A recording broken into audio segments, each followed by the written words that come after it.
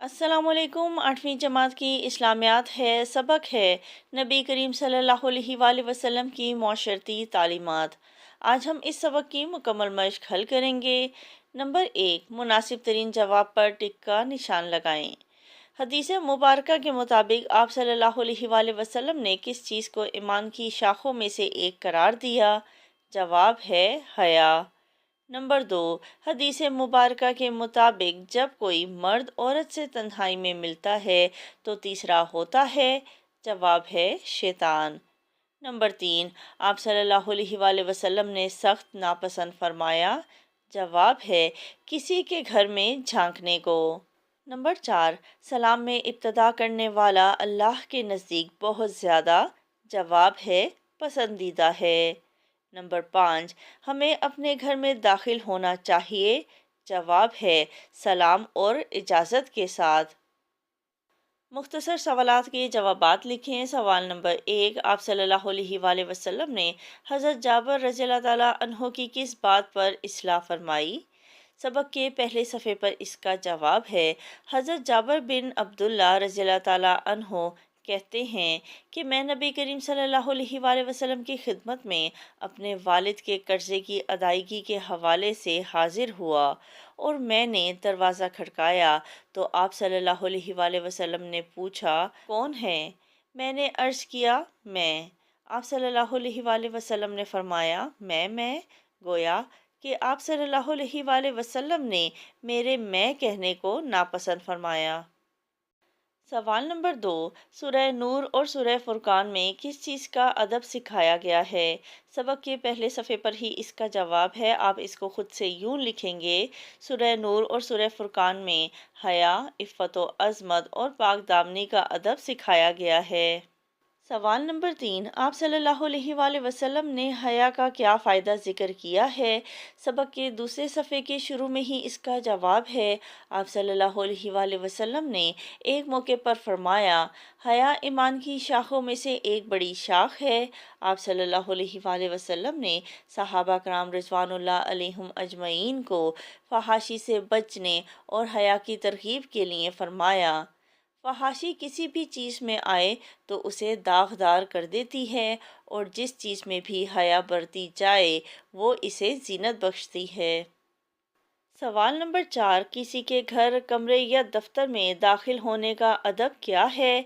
सबक के तीसरे सफ़े पर इसका जवाब है किसी के घर, कमरे या दफ्तर में जाना हो तो दरवाज़ा खटका कर या किसी भी और तरीके से इत्तला करके इंतज़ार करना चाहिए और अगर इजाज़त मिले तो दाखिल होना चाहिए, वरना वापस लौट जाना चाहिए। सवाल नंबर 5, किसी की तहरीर, मैसेज, ईमेल वगैरह को बग़ैर इजाज़त क्यों नहीं पढ़ना चाहिए?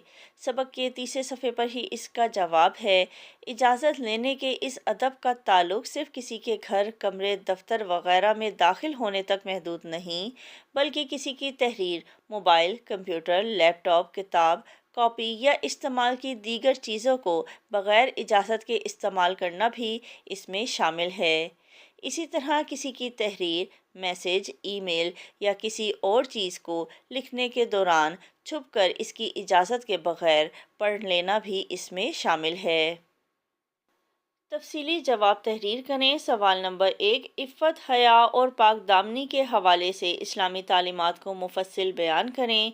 जवाब है इफ़्फ़त, हया और पाक दामनी की तालीम।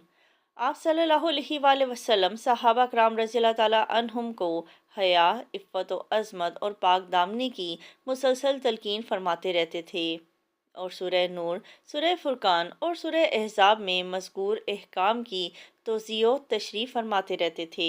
मज़कूर अहकाम वो अहकाम है जो इन सूरतों में बयान हुए हैं और तोज़ीह के मायनी हैं किसी बात को साफ़ और वाज़ेह करना और तशरीह के मायनी हैं किसी बात को तफसील से बयान करना।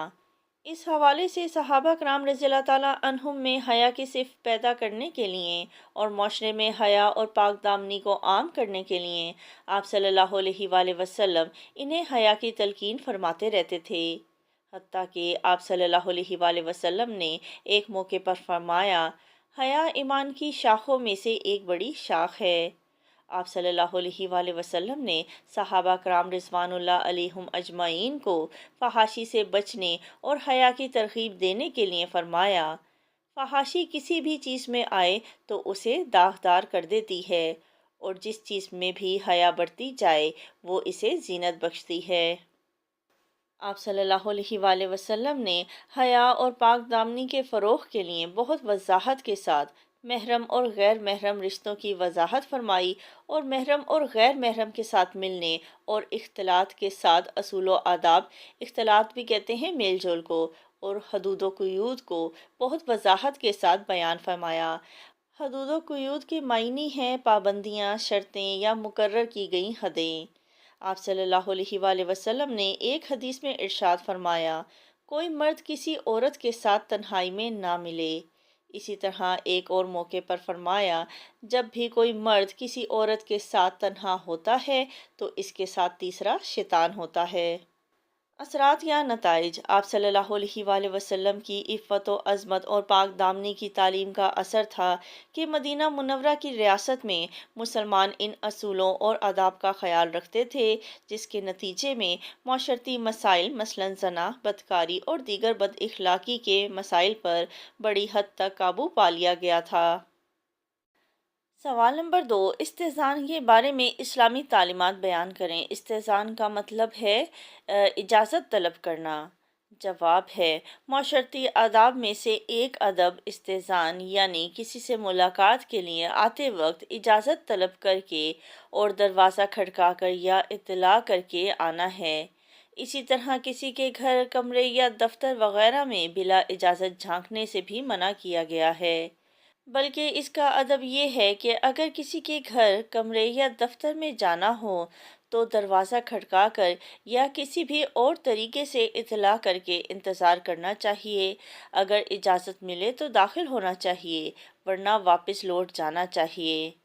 ایک صحابی رضی اللہ تعالیٰ عنہ نے آپ صلی اللہ علیہ وآلہ وسلم سے پوچھا، اے اللہ کے رسول صلی اللہ علیہ وآلہ وسلم، کیا میں اپنی والدہ سے ملنے کے لیے بھی اجازت طلب کیا کروں؟ آپ صلی اللہ علیہ وآلہ وسلم نے فرمایا، ہاں۔ اس نے کہا کہ میں ان کے ساتھ رہتا ہوں۔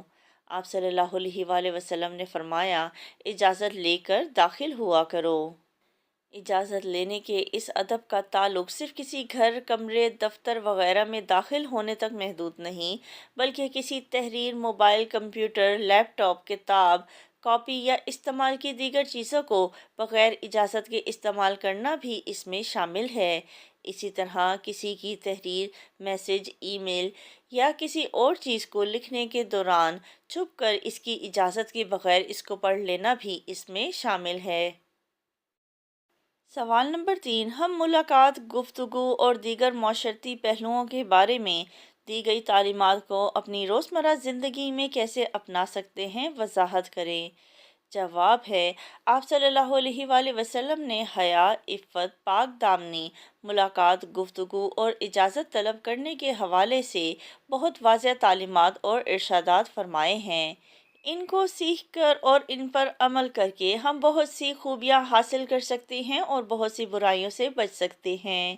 ہمیں ان ہدایات کو سیکھ کر اور سمجھ کر اپنی عملی زندگیوں میں ڈھالنے کی ضرورت ہے، تاکہ قرآن و سنت کے بیان کردہ مثالی مسلمان بن سکیں اور اس کے نتیجے میں معاشرے میں حیا اور پاک دامنی عام ہو سکے، اور ہم اپنے معاشرتی تعلقات کو خوشگوار انداز میں نبھا کر اچھے مسلمان بن سکیں اور معاشرے میں اچھی اقدار کے فروغ میں اپنا کردار ادا کر سکیں۔